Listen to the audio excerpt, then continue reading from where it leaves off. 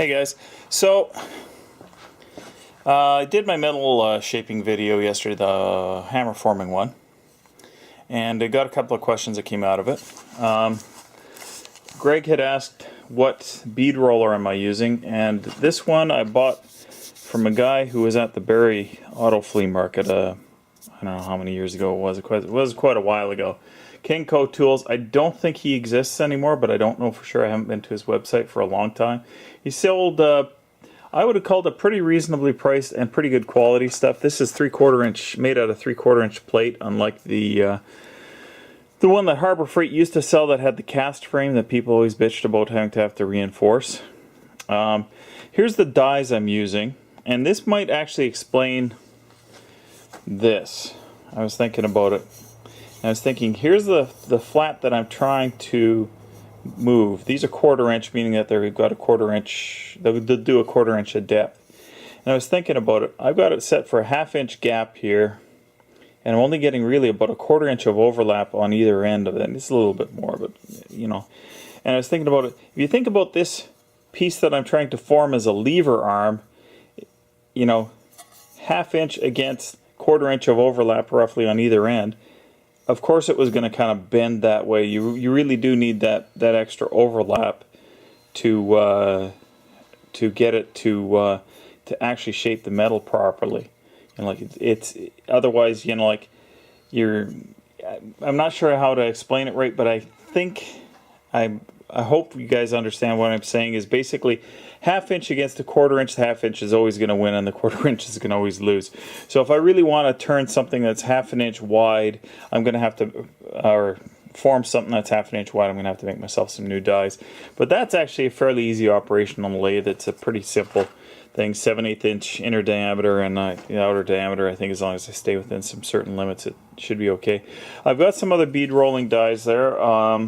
They need to be cleaned up. I haven't used them for a very long time because I always had problems with the bead roller, and it wasn't until after I'd given up on it, kind of a thing, that somebody told me the trick of breaking the edges to soften them so that they don't mark up the metal quite so bad. But I'll show you those, and then I'll get to doing some real metal shaping here.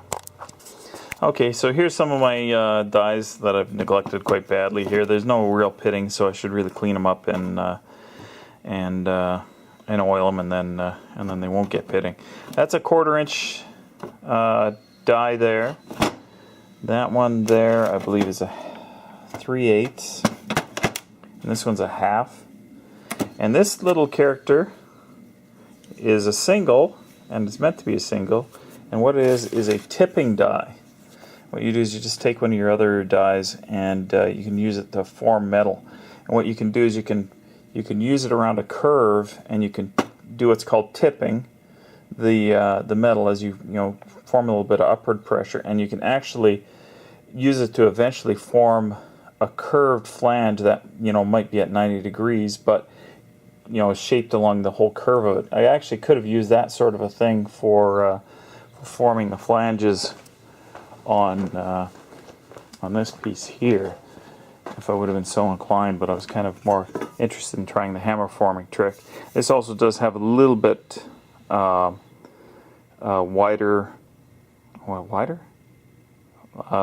radius than I think that thing would give, but I suppose that's just a matter of how you use that tipping die.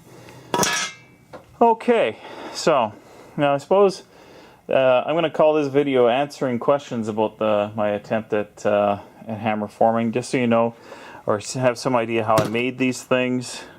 I rough cut them out of pieces of MDF. These are 3/4 inch pieces of MDF. I think that piece there, the one that broke, was actually, I think it was whatever this is the next size down from that, like next conventional size. I think a lot of the stuff is actually metric, but they call it 3/4. Anyways, this was cut out, rough cut out, just out of a piece of MDF with the skill saw, and then I used my my paper pattern that I made fit very well, or as well as I could, to trace around it.